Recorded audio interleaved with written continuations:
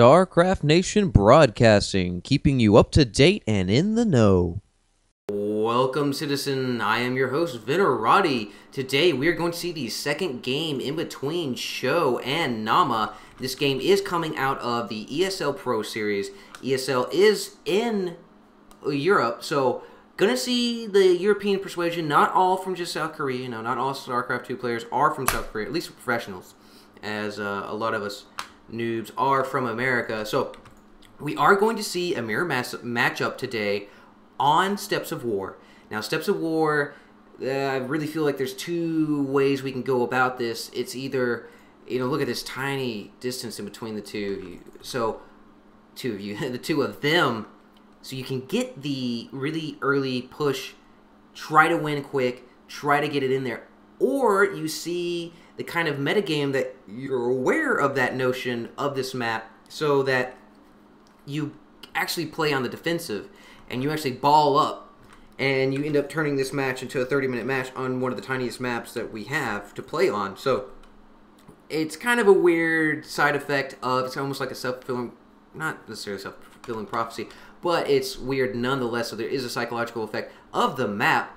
Also, as with both these guys are Terran players, we are going to be able to see a lot of high ground uses, as you can park your tanks up here and just rain hell on anything that comes over here. However, the opponent will have tanks, and as long as you bring a flying unit, it's not really going to make that terribly much of a difference. However, you can shoot down the flying units, and of course, yeah, that's where the battle digresses, and then that's really where everything is decided. So, once again, though, I want to go ahead and point this out. We're seeing a proxy from Naama. Now, this is really strange, as it is a proxy barracks. Not really going to make that much of a difference either, as, he will be able to reinforce a little bit quicker, but not really sure why this is happening right here. It's not bad, whatever. It's different. I like to see someone mixing up, as Naama had that proxy Stargate the last game in Steps of War, so not really sure what's going to go here. Now, Sjow does already have two Marines queued up, so he is looking to protect himself from any sort of early game push, which works in his favor, as I don't think he's seen this. Oh, let's go ahead and take a gander.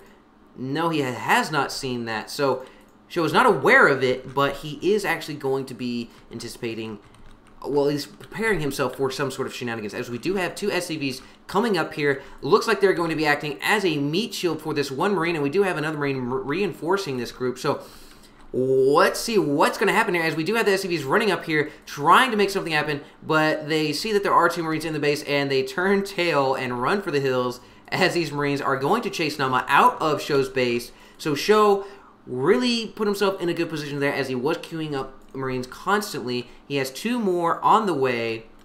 He is going to be finishing up this barracks here, as Naama is going to be a little bit slower in getting his barracks off. So we do see Naama actually picking up his barracks, and is he going to try to plop it down in the base? I don't think he's really going to have room right there, as you will be able to just to see like the shadow of the base, or just like it's off in the distance. However, not really sure what he's going to do with that. So he is going to be flying that barracks over there into Sjow's base, is going to be seeing what's going on. Let's go ahead and take a look at the income tab, see where we are. We are actually neck and neck right now. Naama has a single harvester advantage in this whole deal, and is actually, yeah, that's actually pretty awesome, as he did do a little bit of early push and not really didn't set himself behind. So let's go ahead and look back at the production tab, and let's watch this barracks totally be sacrificed on the altar of Sjow's base, as we do see a little hop around right there, actually a misclick hop around right there, as that Starport is going to have to re-land there so it can start pumping out that Banshee. Naama was able to see this little switch around. Now, this barracks did make it and did do the flyover, but is going to burn up in orbit, so the Marines pretty much did their job there, and yeah, that barracks is, yeah, it's toast. It is completely gone, as we will see the Hellion coming in for a pit stop, going to be getting fixed up here by the little SCV, as we do see Stim and we do see Marauder coming out for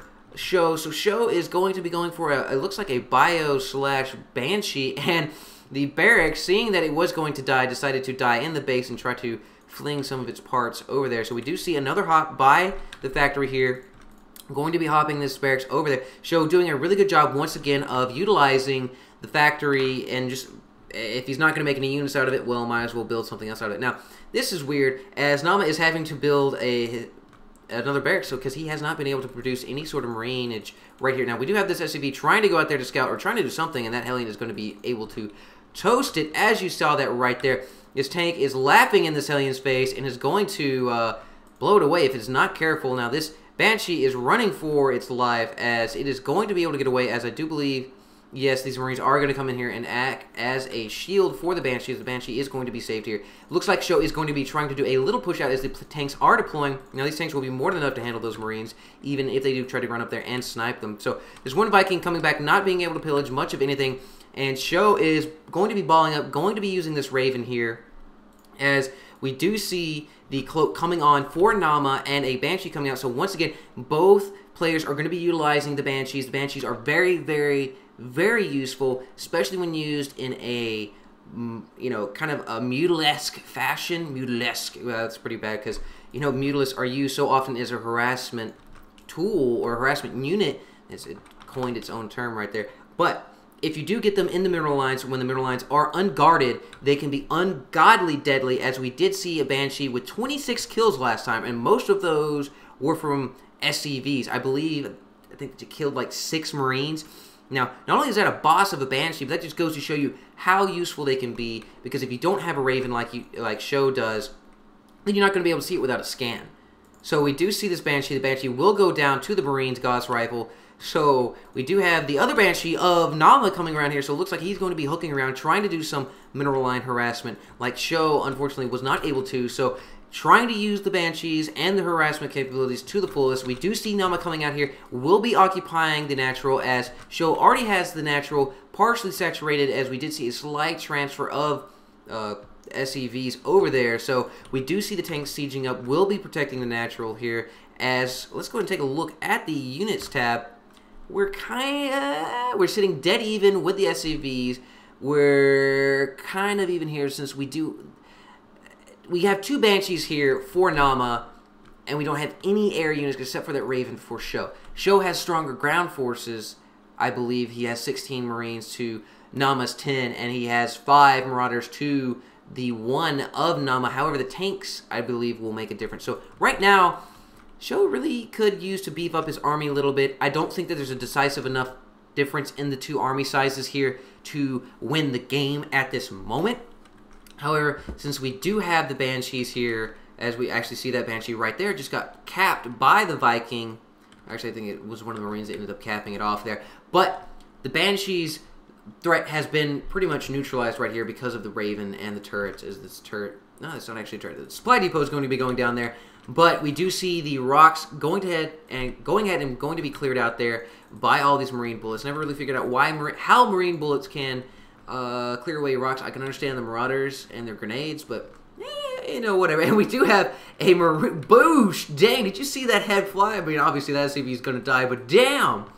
Wow, that Marauder just totally put a grenade in that Marine's face. So that was pretty cool. Gotta love the little cinematics. Gotta make, you know, gotta point those out every once in a while. Gotta make things spring special. It looks like we're gonna see a drop by Sjow. So Sjow is loaded up and ready to go. Gonna try to wreak some havoc here, as we have a second expansion coming down for Naama. Sjow still sitting on his 1 natural. Going to be getting the refineries up.